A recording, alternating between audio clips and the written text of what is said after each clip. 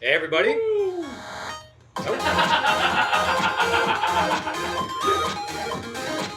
All right, so that had a really long black moment after. Yeah, I guess we had a little bit of delay there for some reason, but we got a chance to dance. Yeah, you gotta jam out every once in a while. Sweet. So this next speaker I'm super excited about. So we are gonna pull him in, and then I'm gonna gush for a moment, and then we're gonna go to his talk. Hey, Michael, are you with us? Yes, I am. Awesome. So thank you. You guys see me and hear me okay? We can. Thank you for being All a part right. of GDEX this year. Well, hey, thanks for having me. It's a pleasure to be here. I've been excited about this all week. This is good stuff. Awesome. So I'm going to tell a little personal story. So I started, had a bit of a rough patch in my life last year, at the end of last year. Started working out, and I started setting some goals. One of my goals was I want to write a book. So I've never written like a fiction book or anything, and I stumbled across your YouTube channel, and I just started gobbling up all your videos when I was like out working out. I would have them on the background. So I'd be listening to, 30, 45 minutes of your stuff. And then as I was getting GDEX planned, I was like, I should just write you an email and see if you'd be willing to kind of share some of your knowledge. So you wrote back right away. Super glad to have you. Your video is awesome. So do you want to give a little bit of sort of a precursor about yourself, and then we'll cut to your video? Yeah, you bet. Well, first off, thanks for having me. And I thought it would be really great because there's a lot of overlap between gaming and books that I'm sure there's gamers out there that have thought, there's one day maybe I want to write a book. I thought that it would be a great idea to kind of do a talk that addresses how writers approach characters, so that if you've got that bug and you're interested in doing it, maybe this could be helpful for you. So this is all the tips that I've learned after writing over 50 books of science fiction and fantasy and self-help books for writers. And so I'm looking forward to sharing it with you today. Awesome. So we're going to go kick it to your video, and then we'll come back for some Q&A. Sounds good. What's up, GDEX? In this presentation, we're going to be talking about how authors create engaging characters that readers and gamers all over the world love, and how the best characters actually aren't characters at all. They're curiously human.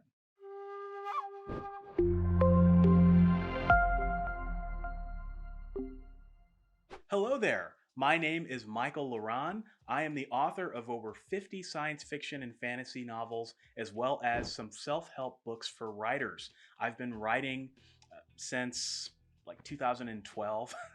I can't remember anymore. And I am a working science fiction and fantasy novelist. And it is one of the best things that I can think of in terms of I get to sit in a chair and make stuff up for a living, as a mentor once said. I get to make stuff up, and I get paid for it, and that is just one of my greatest pleasures in life. And I'm also a YouTuber, so I have a YouTube channel, and it's called Author Level Up. At the time of this recording, I've got close to 30,000 subscribers, and I do videos every single week, every Friday at noon, on how to be a better writer. So how to write better fiction, how to master the craft of fiction. And yeah, that's kind of why my videos are in the style that they're in. And I also have 3 different podcasts, if that weren't enough. And I have managed to be a writer and write science fiction and fantasy and do my YouTube channel and my 3 podcasts while working a full-time job as a consultant at a Fortune 100 insurance company, while raising a family. I've got a puppy, I've got a pet rabbit, I've got a beautiful wife, and I've got a 6-year-old daughter. And I've also managed to juggle a writing career while attending law school classes in the evenings. So I'm a pretty busy dude. I love it. It's just, it's what I like to do. And when I was invited to speak at GDEX, I was like, this is really cool, because I've never spoken at an event where so many of the people in the audience are gamers, because there's a soft spot in my heart for video games. I grew up playing video games, and my favorite series, the games I used to love to play, were JRPGs, like the Final Fantasy series, Chrono Trigger, Wild Arms. Wild Arms was one of my all-time favorites, and platformers like Jak and Daxter, Sly Cooper, Ratchet and Clank. I mean, those are my games, right? And so, long time ago, very, very long time ago, I actually used to be a video game reviewer. I used to write for a RPG review site called rpgfan.com. They're still around. None of my reviews, I don't think, are on there anymore. But I actually used to review games. So, like, I got the Kingdom Hearts games ahead of time with the embargo stuff. So I was like one of the first people to play the Kingdom Hearts sequels. And I got to review video game music. I'm actually a very avid video game music fan. So I have probably close to 1,000 video game albums, and like Super Nintendo is my specialty, but I still follow all of the video game soundtracks that come out now. And so it's really cool to be here with you and talk about what I'm going to talk about. So I titled the name of this presentation Curiously Human. I'm going to figure out what that sound is by the end of this video. Curiously Human. And this talk is, it's a personal experience. You know, I'm not going to sit here and say that this is how everybody does it or how everyone should do it, but it's my personal experience on how to create engaging characters. And as I think about my journey as a gamer into the journey of becoming a writer, I look back on all my favorite games, all my favorite novels, all my favorite television shows, and I see that there were certain things that the authors did to help me get engaged with the characters. And so I want to talk about some of the things that I have learned over writing 50 books or so. And I promise that this will not be a technical talk. You know, I'm a writer. As a writer, it's really easy for me to start getting into nuts and bolts of writing. And I recognize some of you out there may be writers. Some of you may be aspiring writers, which is super cool. But most of you are probably readers. And so I'm going to talk about the behind the scenes of how an author approaches a story, because I find that readers find that infinitely fascinating. And if you're a writer, we'll have a few things here that you can take away as well. I used to believe that there was a single way to write.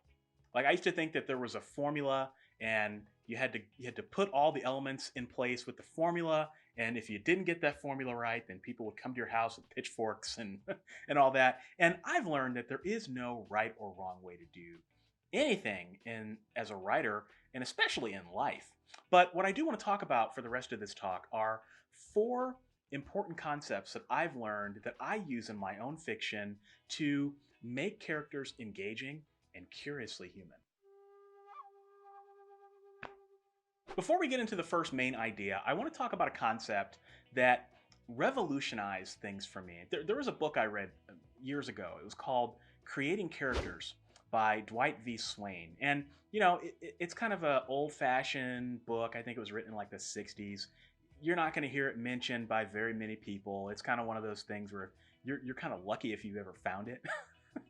So I picked this book up, and he had this really interesting idea in the book. And the core idea is that don't treat characters like characters. Instead, treat them like real people. And if you think about that, if you put a character on the page, it's really easy to make the character do whatever you want them to do, right? I mean, writers are kind of like gods. Game developers are kind of like gods. We can have our characters do whatever we want.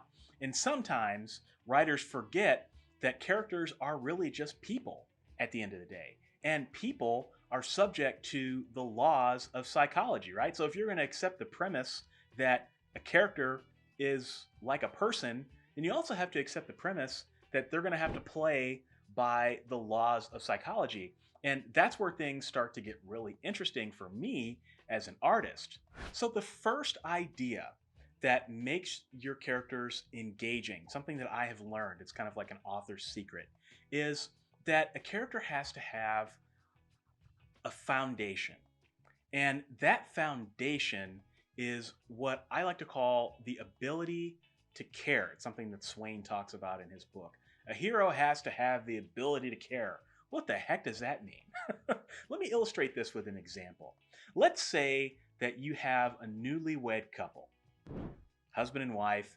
They just got married, and they just got back from their honeymoon, and the honeymoon phase is starting to wear off. And the husband is a neat freak. He's got to have everything a certain way. He's got to have the shelves organized. The garage has to be in tip-top shape, you know, just super clean, neat freak. Now, the wife is not a neat freak. She leaves her clothes all over the floor. You know, the kitchen is always a mess. The bedroom is always a mess. She doesn't clean up after herself. And this is a constant struggle between the husband and wife because the husband cares about organization and order, but the wife doesn't care about that. She cares about other things. And so that creates friction because you have two characters that care about something completely different. And because they don't care about the same thing, you've got friction. That is what great character work is all about. You've got a hero and maybe a supporting character, and there's that clash between them, right? Or you've got in a romance novel, you have a heroine and a hero, and it's like the clash of the titans when they first meet for the first time. Now, one of my favorite RPGs of all time is Final Fantasy X. I remember when I first bought that game and I brought it home and I fired it up. I was just in seventh heaven playing that game. And in that game, we follow two characters. We follow Titus, who's the main character, and then we have Yuna. And Yuna is a summoner, and her responsibility is to, with her guardians, travel to defeat this giant monstrosity called Sin. And in order to do that, she knows that she's going to have to sacrifice herself in order to save the world and stop Sin from ravaging the continent for a time. Well, Titus doesn't agree with that. He's like, why would you have to sacrifice yourself? Let's beat the crap out of this monster. Let's destroy it without having to sacrifice a summoner. That's really stodgy. But Yuna believes in tradition. That is important to her because her father did the same thing. And this is what a summoner is expected to do in society. And Titus, he's like this, ritzy, glitzy athlete who, all he believes in is right and wrong. And he has a rude awakening as he experiences this tradition. That's a great example in the world of games of how you can have two characters that have the ability to care about something completely different that causes friction in the plot. And that difference is what makes characters curiously human.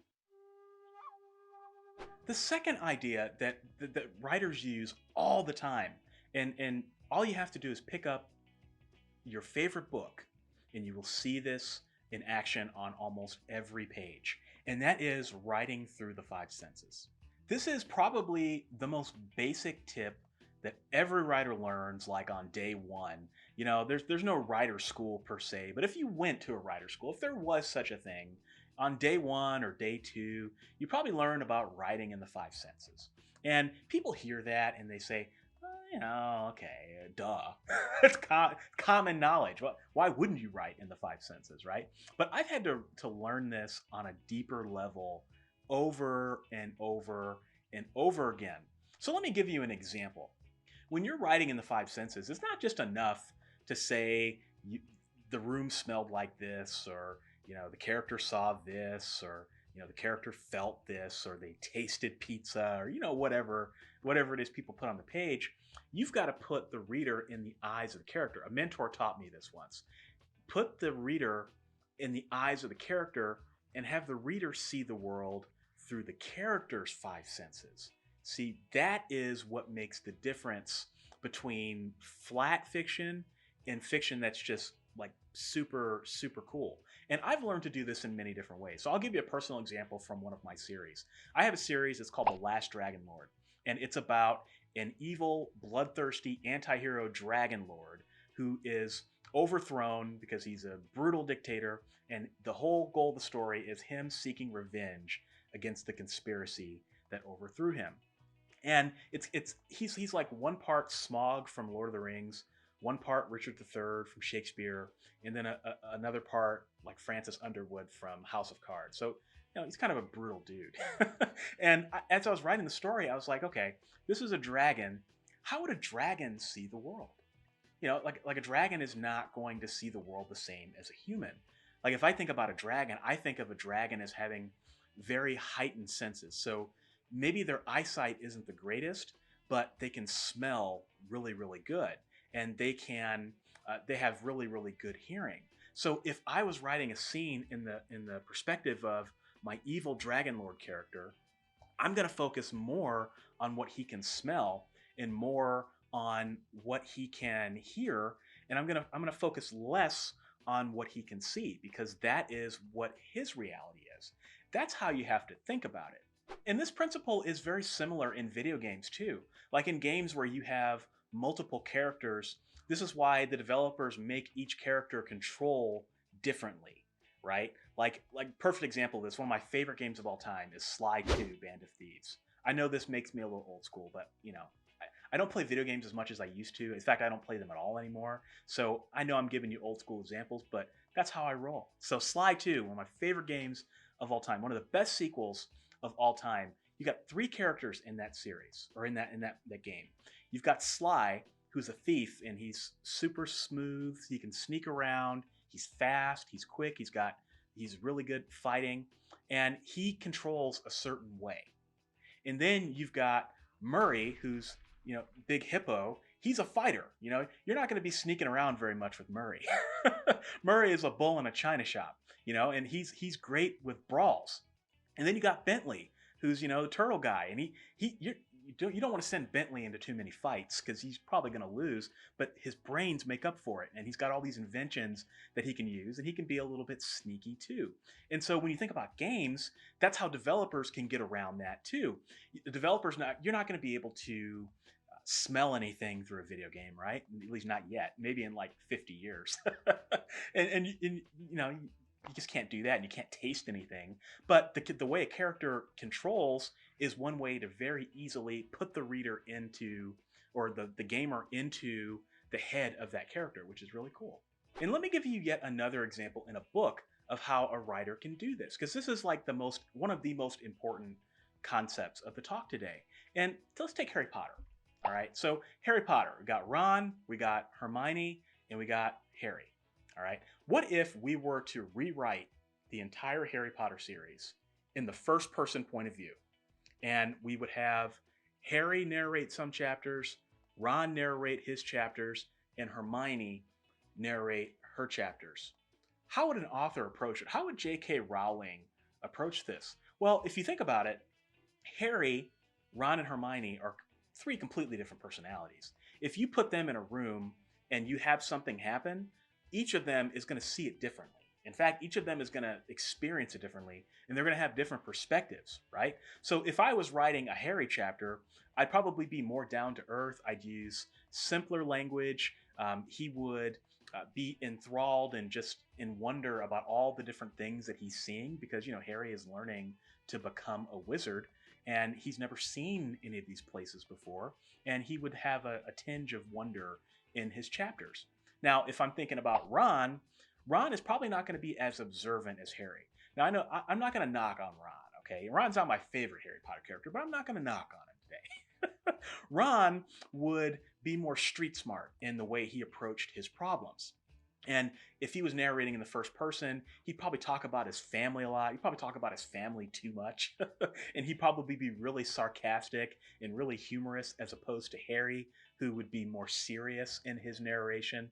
And then if we think about Hermione, Hermione's going to be the smartest of the bunch. She's going to be super observant. She's going to see things that Harry and Ron won't see. She's going to have a very methodical way of thinking about her problems. And you're going to feel like you're in the mind of a genius when you're reading Hermione's chapters. That is another way that you can use the five senses and take this concept that no person is going to experience anything in the same way. And if you think about games, and you think about books, and you think about movies, that is how artists make their characters curiously human.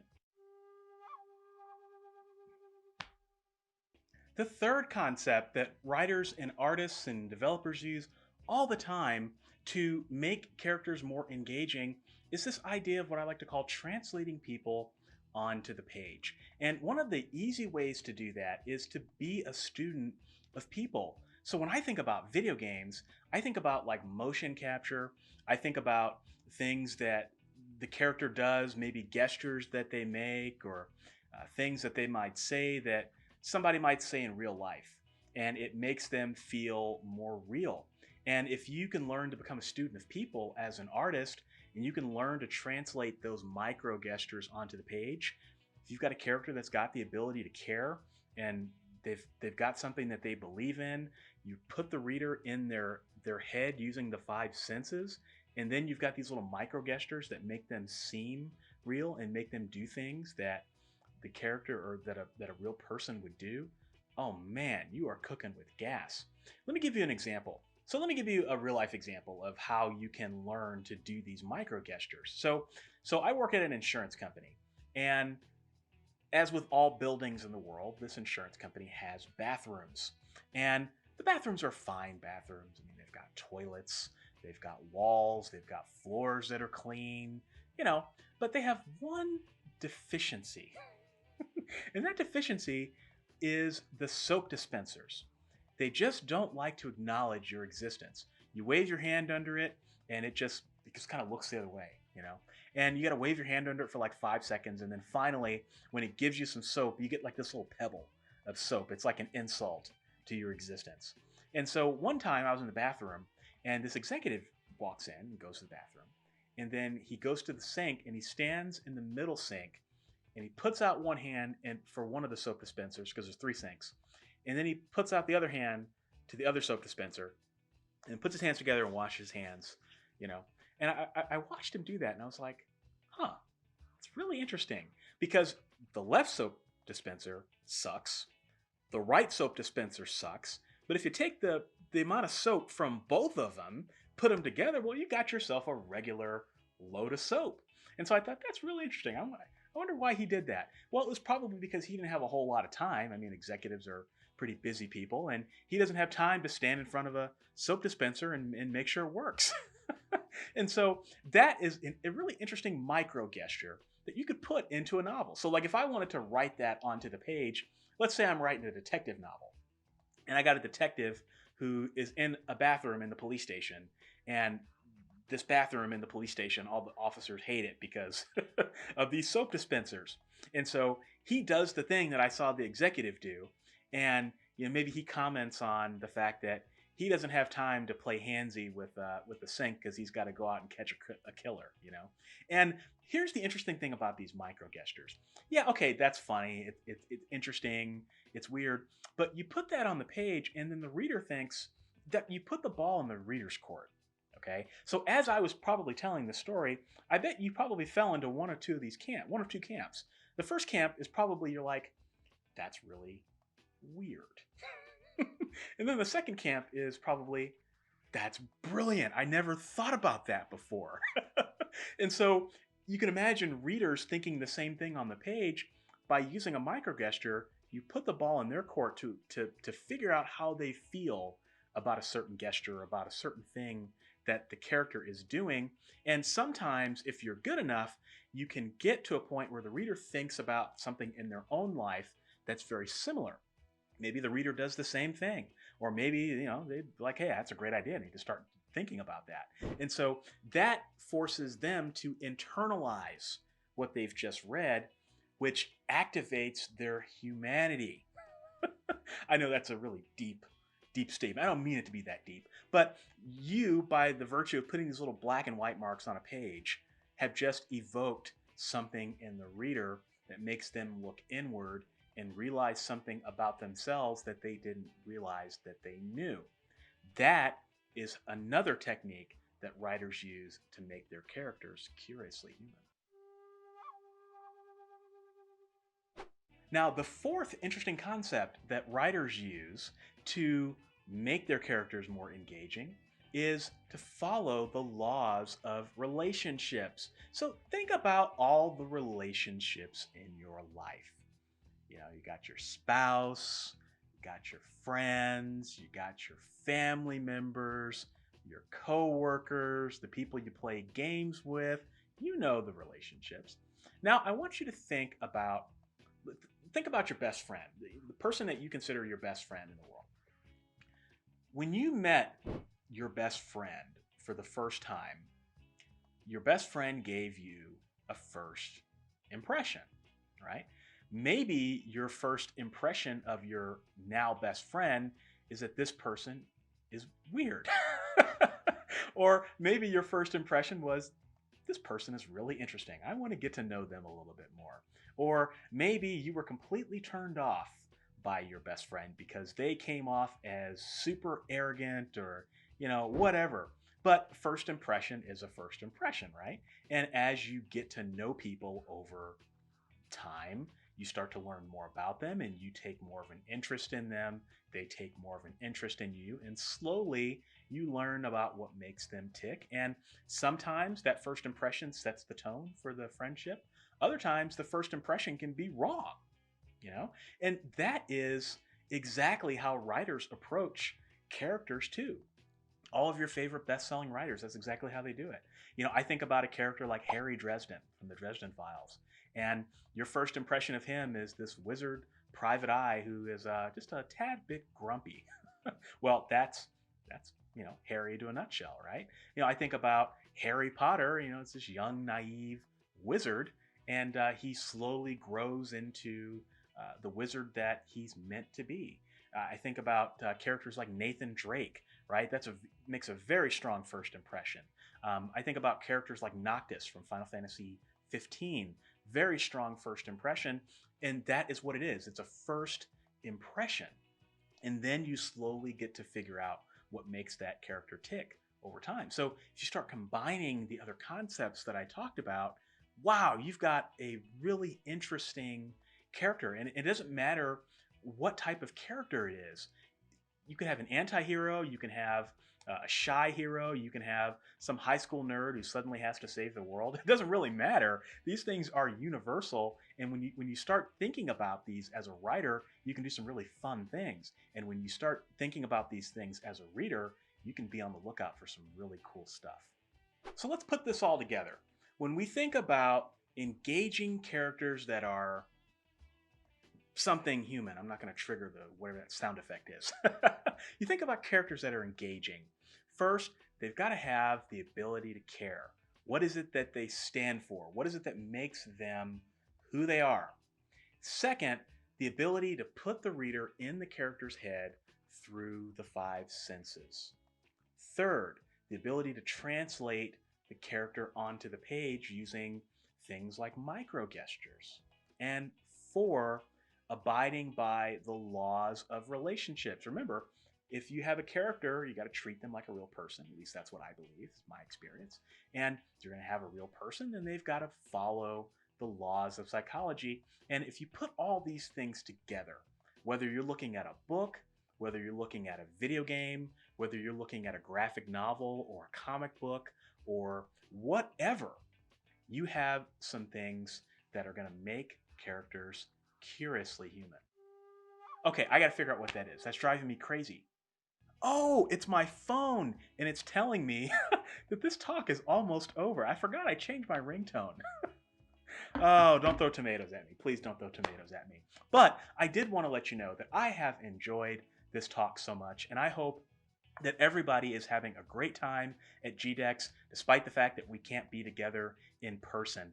And I want to thank Chris, the organizer, for the invitation. I want to thank you for watching. And I also want to thank my video editor, Yaiko Gomez, who cut all this stuff together to make me look good and help me get my message out to you. So I've got some things that I would love to share with you if you would like to continue the conversation with me further.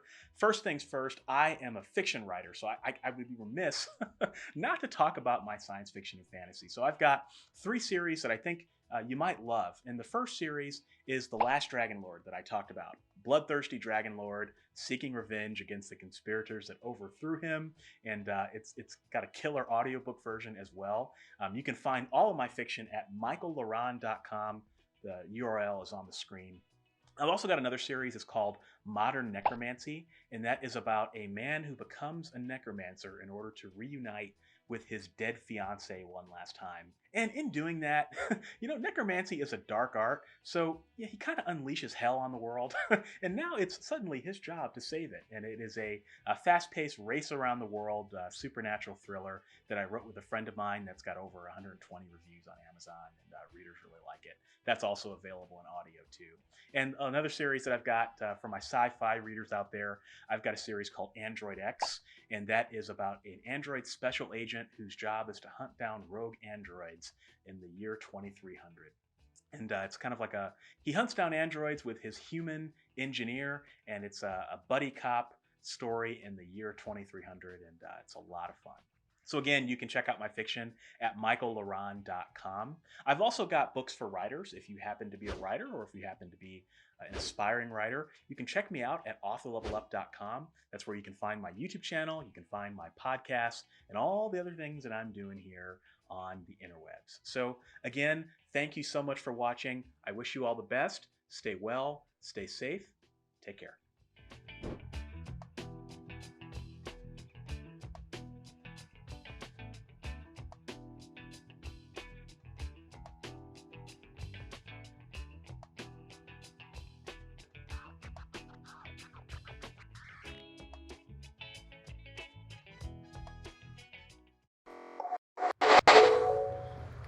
That was awesome. We're back. Yeah, that was great. I'm blown up here.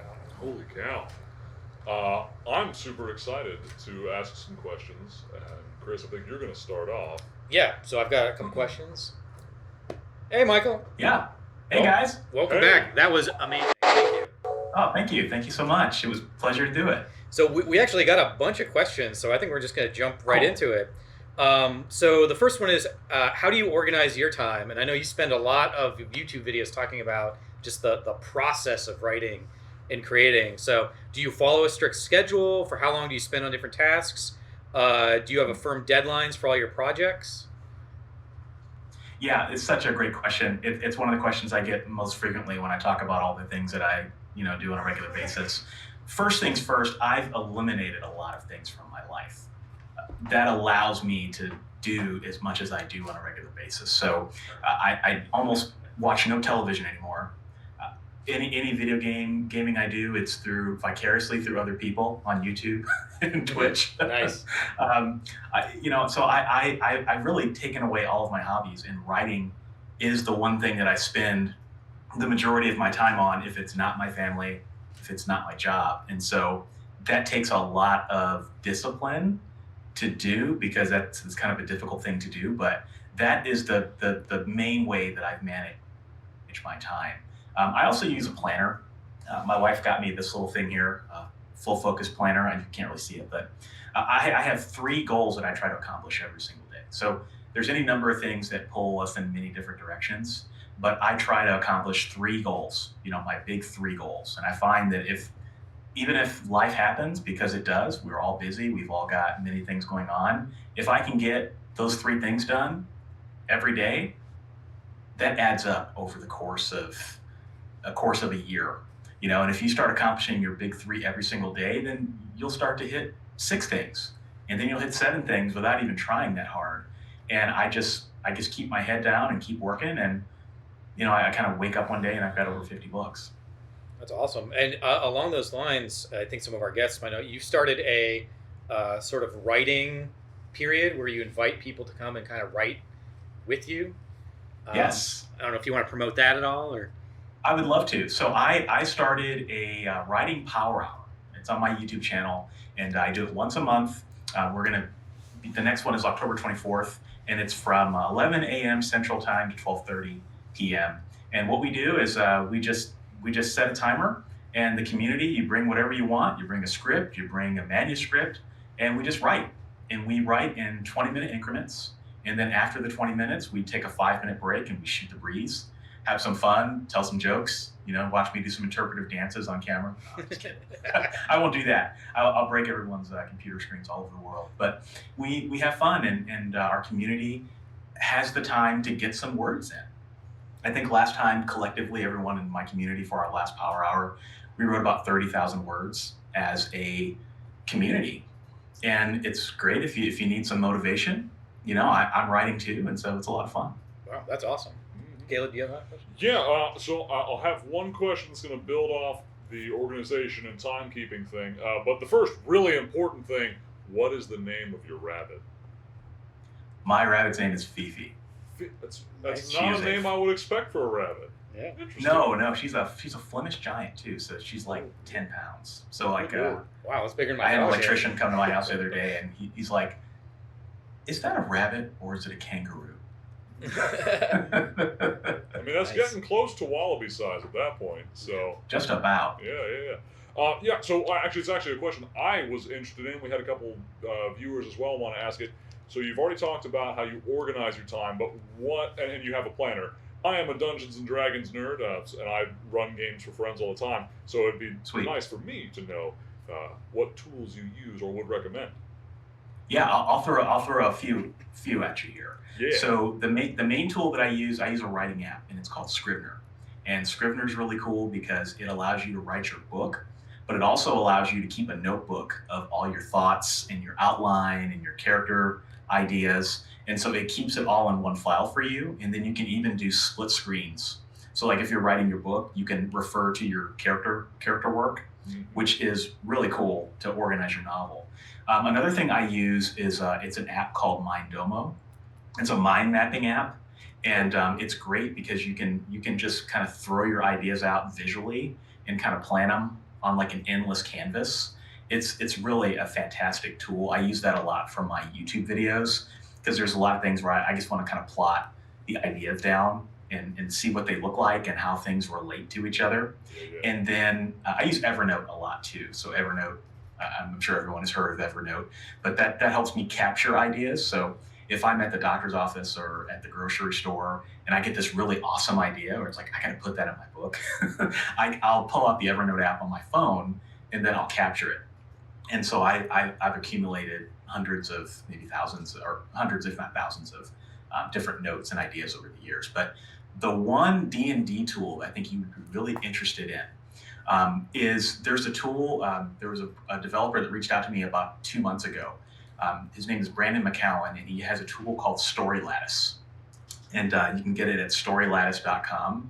It's actually built in Unity, which Nice. I was like, whoa, I didn't know anyone could do like a writing type app in Unity. That's really cool. And it's primarily for novelists at this point, but a lot of people on my YouTube channel watched it and said this would be perfect for like someone running a D&D. Because there's all sorts of things you can put in there about your character. You can put in information about just anything you would want to know about them. So that might be something pretty cool you could check out. Already put that on my to-do list to look up later. Nice. Awesome. So we got another question here. As a writer, how do you deal with characters' interactions with urgency and tension? In video games, it's really incredibly important where characters are put in those urgent situations. Mm-hmm. Yeah, that's such a great question, because one of the things that rubbed off on me was exactly that sense of urgency and tension that you get in games where you've got the music going for you, you've got, a looming battle scene or a looming something coming up where the character's going to have to, or the player is going to have to respond. So how do you do that on the page? It's something that's taken me several years to figure out how to do well. But one of the things that I've learned, and it's kind of it's one of these invisible things. It's something that readers never think about, but it's absolutely true, and it's so simple, and that is the length of your sentences and paragraphs. So let me give you an example. If I've got a character that's about to face off against the villain and they know it's coming, what I can do is I can use shorter sentences and shorter paragraphs, because what that does psychologically is it keeps the reader's eyes moving down the page faster. Now, if I've got a character that is not in an action scene and maybe they're just kind of wandering down a forest thinking about their life, well, then I can use longer sentences and longer paragraphs, and that symbolizes kind of the things that they're going through. So sentence and paragraph length is one of the most fundamental ways that you can use to convey that tension. Nice. If I can build upon that, I really love when you mentioned micro gestures. I've heard that called quirks as well. Yeah. How do you keep that or those ideas from becoming really repetitive? So I know at least one of our viewers was asking, like, hey, how do you put that into a video game where the player isn't going to experience that same micro gesture or that same quirk like 60 times in an hour, and it's just going to become a repetitive jumble. How do you approach that? Yeah, I mean, if you think about it, there are two different ways you can approach it. There's what we could call a micro gesture, and then there's also what we could call a character tag.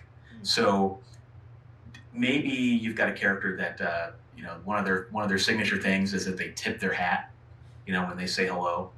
And if that's something that you want to convey to the player or to the reader, that this is something that this character does, then that's the sort of thing that you're going to use several times throughout the story. You don't want to overdo it, but that's something that the reader or the player will become accustomed to.